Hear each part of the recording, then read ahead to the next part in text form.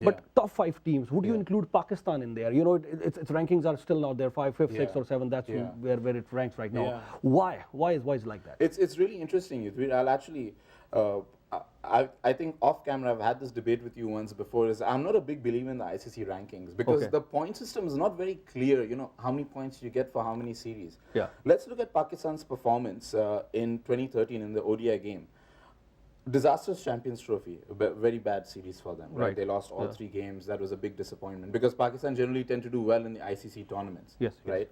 But out of 10 series, ODI series they played, they won 8 in 2013. Fantastic record. They beat Sri Lanka in the UAE UAE. 3-2. Yes. They beat South Africa in South Africa. Yes. Remarkable. So when you compare India's performance, right, just before that, Pakistan beat South Africa in South Africa, all right? The only series they lost outside of the Champions Trophy was a home series against South Africa. They beat India in India at the beginning of 2013, 2-1, right? So the team is doing really well. I think what bogs Pakistan, I said earlier, India's at one team that if you can't defend 350, it's a big problem. The problem for Pakistan, if you can't chase 150, that's a big problem too. The batting is so erratic. But with Saeed Ajmal, Shahid Afridi, Junaid Khan, I think Pakistan's bowling is a big strength. Misbah's captaincy is also very astute. And I think Pakistan are formidable opponents and they'd be dark horses in. Pakistan's the ultimate unpredictable team. They can disappoint in a big way, but on their day, they can pull off great results as well. Yeah, no, so, Yeah. so now let's come on for the Asia Cup now. Asia Yeah. Cup, you know, Afghanistan is their first time. Bangladesh, they entered the finals last year. Yeah. And I was listening to the captain in the press conference. They said, you know what, we still thought that yes, we could have won the last Asia Cup, and I think we can win this Asia Cup. I like their confidence. Right. India is always a formidable team, and so Yeah. is Sri Lanka and Yeah. Pakistan. They're the defending champions. So Asia Cup, I mean, if you would have to rate in the order, like, okay, this is the this is the team which most likely is going to win the tournament, and this is the team which I think is most likely going to reach at least the semis, Yeah. and then the third one. Which one would you rate? Well, I'll go. You know what? I'll answer that question, Yudhviji, but I want to take it on a different tangent, if you Sure, don't mind. sure, right? sure, I go think first of all we should celebrate the fact that Afghanistan is playing in the Asia Cup, Agreed. and it's really important as Canadians. You know, we have a vested interest in this, right? Canada has been one of the countries that's been in the forefront of the peace work, rebuilding efforts in Afghanistan. And the Yeah. fact that they can now have a cricket team is a huge source of pride, of course, for Afghanistan, without a doubt. But I think Yeah. as Canadians, that's something we can celebrate too. The fact that despite all the problems, the war, the poverty, you know, the cricket team is giving the nation some kind of hope. And they're pretty good. They're exciting to watch. You know? Yeah. They remind me in many ways, they're very similar to Pakistan, very unpredictable. Yeah. You know, they've got the big, strong, fast bowlers, you know, the tradition of Pakistani cricket. Yes. There's that excitement with them. And amongst new teams, they're one of the better new teams that have come in cricket, I think. Yeah. Yeah, And what do you have to say about that? Yeah, I totally agree with you. Yeah. I think if you look at the new teams, Yeah. I'm pleasantly surprised by Ireland. Yes. That's my one of the Yeah. teams that I would pick. Yeah. Other than Ireland, I think it's Afghanistan. I Yeah. know Scotland, Holland, they're all picking up very well. Yeah. And I don't know, for whatever reasons, we can discuss some other day. Canada is going down Oh, yeah. with every passing. Let's not go there. let's not even go there. You know, we've already Yeah. lost our ODI status. Yes. And we got to take a very short break over here, and we'll be back after a very short break. 905-848-5483.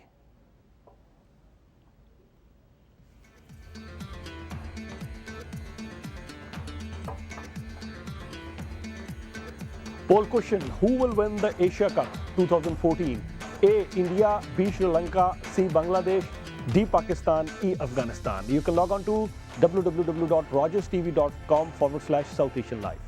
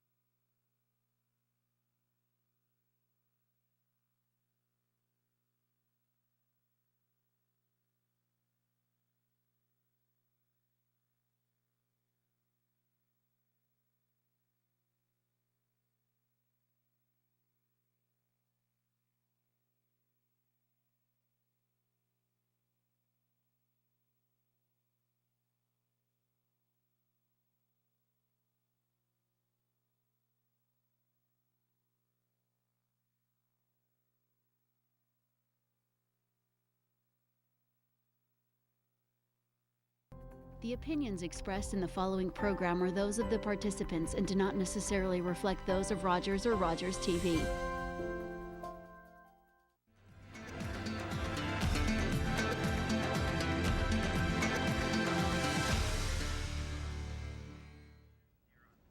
Welcome back to South Asian Live. I'm your host, Yudhvir Jaswal.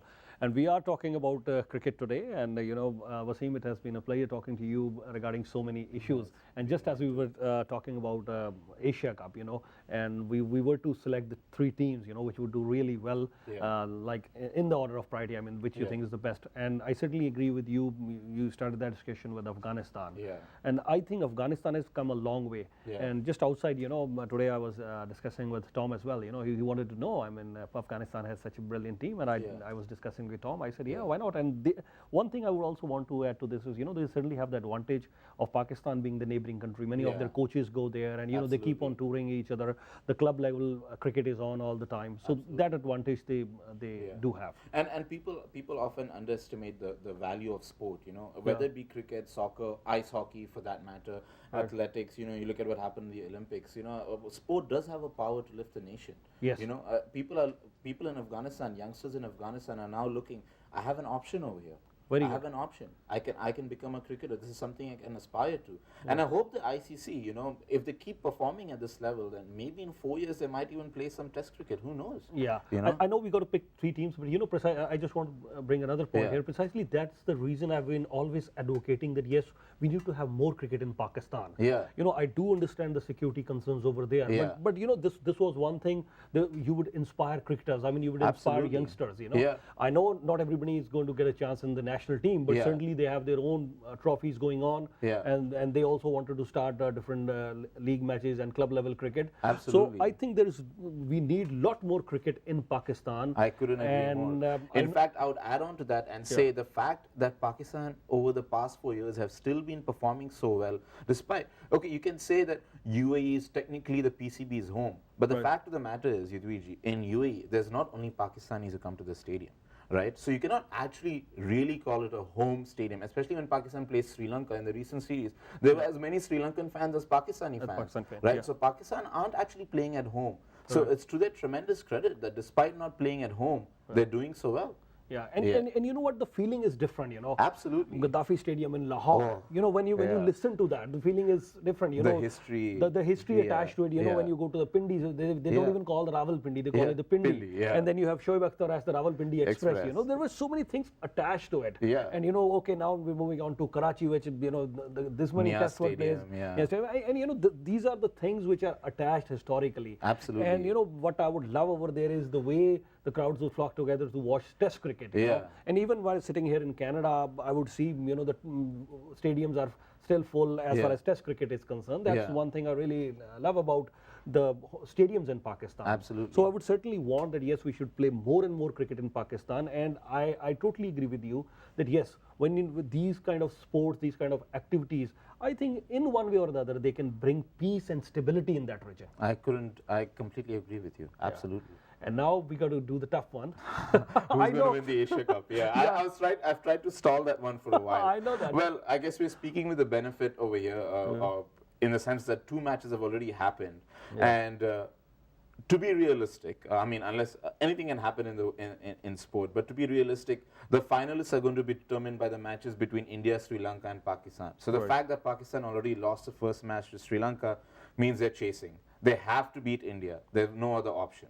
Right, so Pakistan is already at a disadvantage, so it's going to be really hard for them to reach the final, especially if you look at Pakistan's recent performances against India in international tournaments. In bilateral series, Pakistan and India are close, but in international tournaments, whether it be World Cup, Champions Trophy, Asia Cup, India's had a real stronghold over Pakistan now over the past 4 or 5 years. The last time Pakistan beat India in an international tournament was the ICC Champions Trophy in South Africa, so about 5 years ago. And India's strengths negate Pakistan completely. If India bats first, no matter what score they make, Pakistan can get all out for 120, 150. If they make 250 plus, it's really hard to see Pakistan chasing because Pakistan don't chase with that composure. Right. If Pakistan bat first, India's batting is so strong and India loves chasing. Right. Even Kohli, he won the toss to get today. Bangladesh home crowd chasing 280, they chased it so easily. So I would say right now, India and Sri Lanka are on course to meet in the final. India and Sri Lanka are on course to meet in the finals. We have Karma from Mississauga as our next caller. Karma, welcome to the show South Asian Live. How are you, my friend? I'm good, thank you. How are you? Doing great, yeah. Well, I would like to compliment Mr. Wasim that he's really good, and we're enjoying the show a lot. Thank you very much. We couldn't have had a better guest than Wasim, when I thought about cricket. And without any exaggeration, Wasim ji, you know what, if there is someone, at least in Canada, whom I enjoy discussing cricket, I think he's the guy. Thank you. Yeah. Yeah, you have any question for him? Yeah, well, I would like to ask Mr. Wasim, what does he think about improving Indian cricket bowling? Wow, that's a good question. Thanks very much for your question. Yeah, that's a good question. What do you think? I think that's the question which the Indian selectors are also thinking. Yeah. And it's a mind-boggling question for not only for the selectors but the entire Indian cricket fraternity. Yeah. Oh, what are your thoughts on it first, and then I'll answer it. You know what?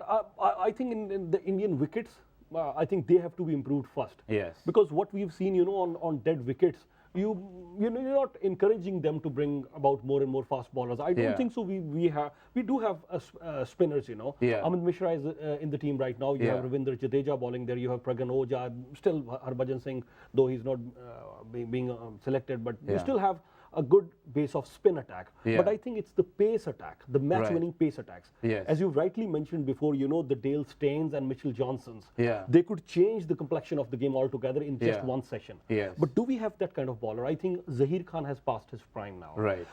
In Bhuvneshwar Kumar or in Ishant Sharma, we don't see a match-winning bowler. Yeah. That's the advantage which Australia always has. That's the advantage which I think South Africa has, and that's the advantage which New Zealand has right now. Yeah. And even Pakistan. With Bolt and Saudi, With two young bowlers. Yeah. Yeah, amazing fast bowlers and amazing Yeah. good bowling fast bowlers for England as well. Yes. I think India, it lacks a quality fast bowler. I think not just one, Yeah. but they should have two quality fast bowlers. I think Yeah. the first thing they need to do is improve the wickets. Yeah. Because other than Mohali, we don't have that fast wickets. Yeah. So during the Ranji matches, how are you going to increase? They're just going to bend over backwards, Yeah. and try to bowl fast. I also think it's interesting. I think I definitely agree that the wickets are a huge issue Right. in India. They're too flat. Even Mohali, Yudhviji, to be completely honest, there was a time when the touring team used to come to Mohali and the touring team used to win. That's how fast it used to be. Right. West Indies, Walsh and Ambrose, Marshall and all, they bowled really well in Mohali. McGrath bowled really well in Mohali. But even Mohali now, other than the first day,